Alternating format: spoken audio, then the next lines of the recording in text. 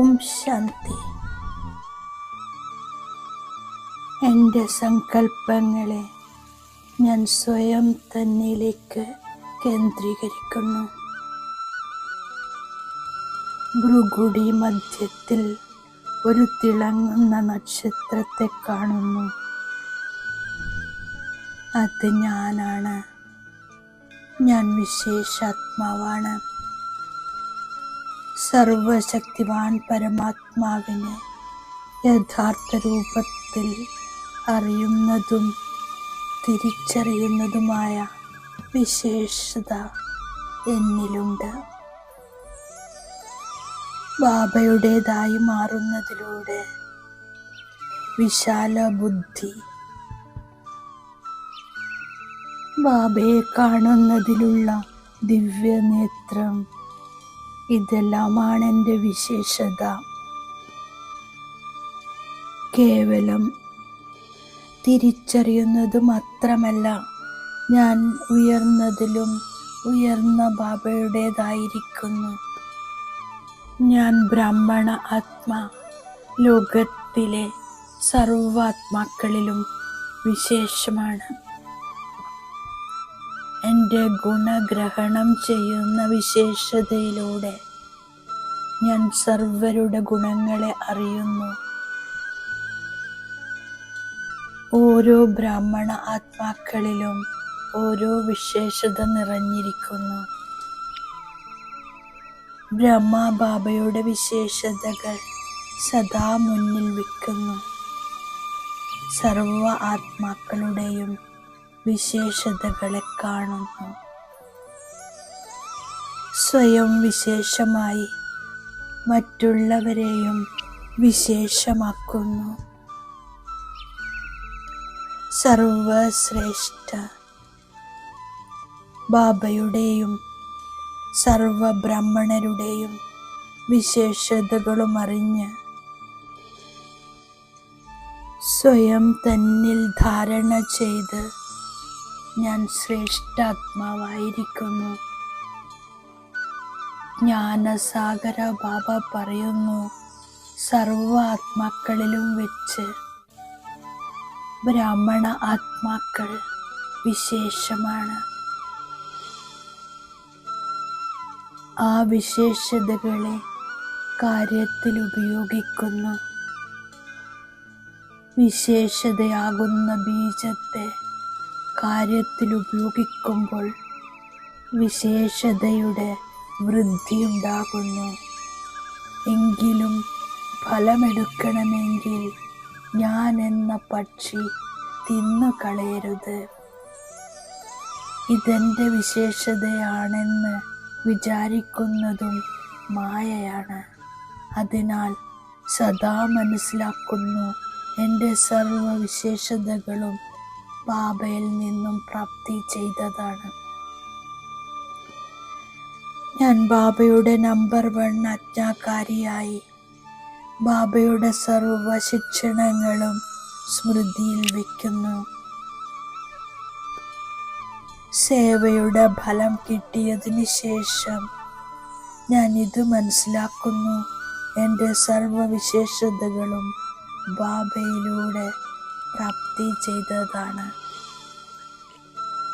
ബാബ സർവരിലും വിശേഷതകൾ നിറക്കുന്നു. എൻ്റെ സർവ വിശേഷതകളും ഈ ബ്രാഹ്മണ ജീവിതത്തിൻ്റെ ദാനമാണ്,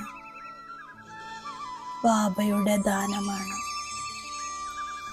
ഈ സ്മൃതിയിൽ ഞാൻ ബാബയുടെയും പരിവാരത്തിൻ്റെയും ഹൃദയത്തിൻ്റെ സ്നേഹത്തിന് പാത്രമാകുന്നു. ഈ സംഗമയുഗത്തിൽ സർവരുടെയും ഹൃദയത്തിൻ്റെ സ്നേഹം പ്രാപ്തമാക്കുന്നതാണ് പൂജ്യനാകുന്നത്.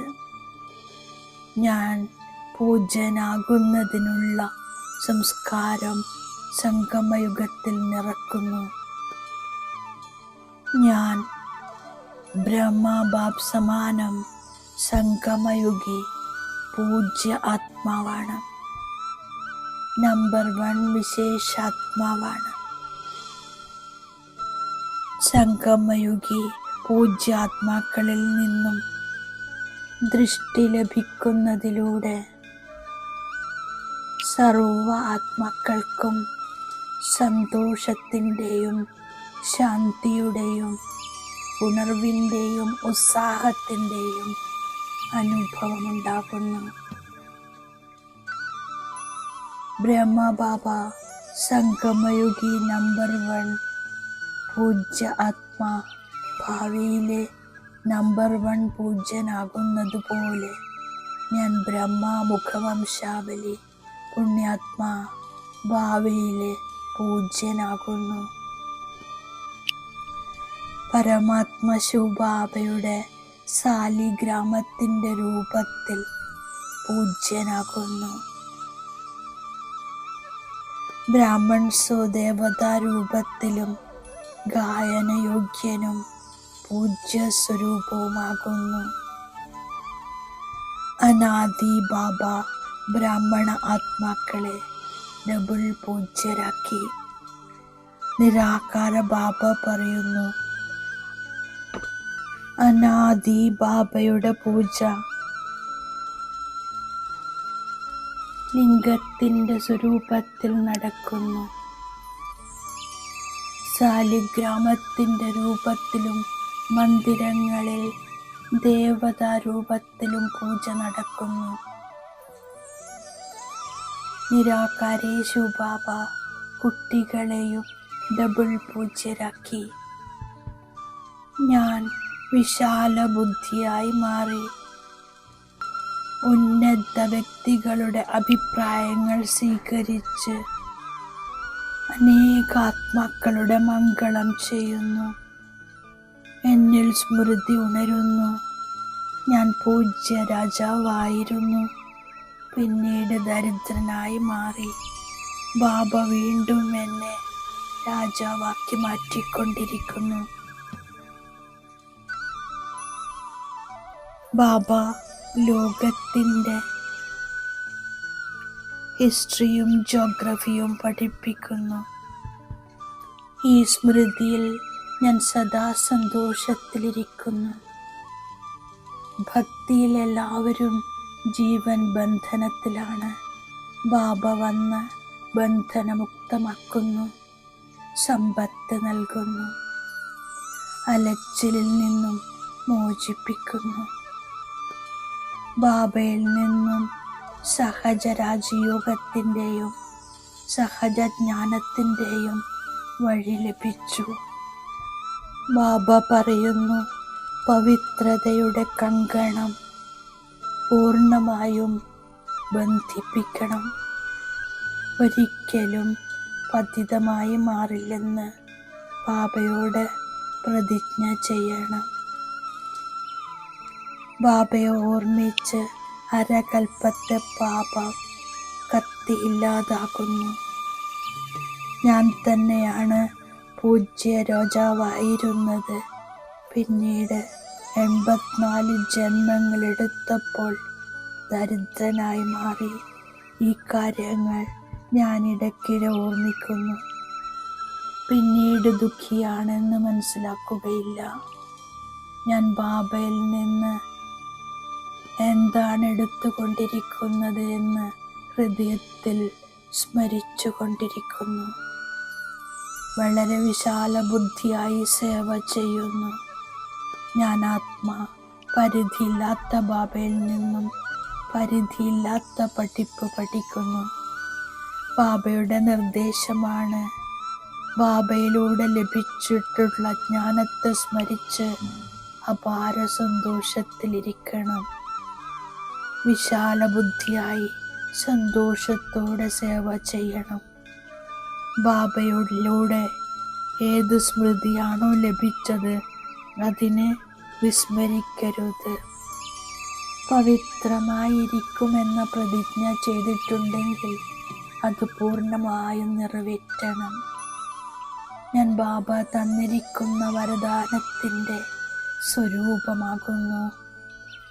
വേറിട്ടിരിക്കുന്നതിൻ്റെ അഭ്യാസത്തിലൂടെ ഫരിസ്താരൂപത്തിൻ്റെ അഭ്യാസം ചെയ്യിപ്പിക്കുന്ന നിരന്തര സഹജയോഗിയാകുന്നു. ശരീരവും ആത്മാവും രണ്ടിൻ്റെയും വേറിടൽ നടക്കുമ്പോഴും കറങ്ങുമ്പോഴും അനുഭവമാകണം. അപ്പോൾ നിരന്തര സഹജയോഗിയാകുന്നു. വേറിട്ടിരിക്കുന്ന കുട്ടികൾ മുഖേന അനേകാത്മാക്കൾക്ക് ഫരിസ്താ സ്വരൂപത്തിൻ്റെ സാക്ഷാത്കാരമുണ്ടാകും. അന്തിമത്തിൽ ഈ സേവനത്തിൽ കൂടെ പ്രഭാവമുണ്ടാകുന്നു. സംഗമയുഗത്തിലെ ഒരു സെക്കൻഡ് പോലും വ്യർത്ഥമായി നഷ്ടപ്പെടുത്തുക അർത്ഥം ഒരു വർഷം നഷ്ടപ്പെടുത്തുക. ഓം ശാന്തി.